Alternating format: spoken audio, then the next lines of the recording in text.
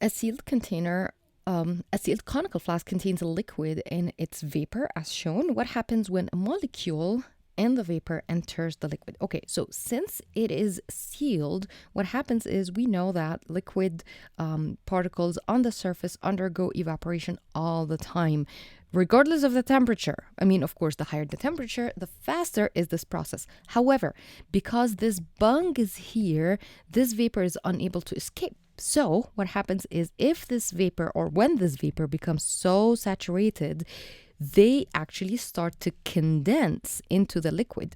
And then at one point, the rate of evaporation is going to be equal to the rate of condensation. So if 4 particles evaporate, another 4 particles will condense because it does not want to get too saturated where the pressure will build up.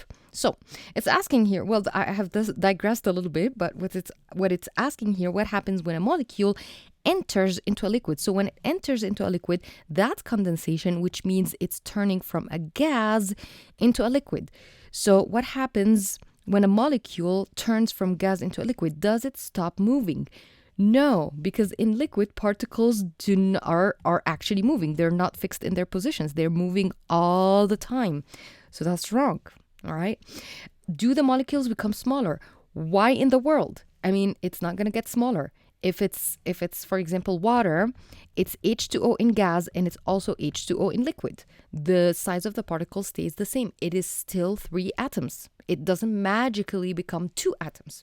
If it's, for example, ethanol, which the formula of ethanol is C2H5OH, in a gas form, it is C2H5OH. In a liquid form, it is also C2H5OH. This is a physical change.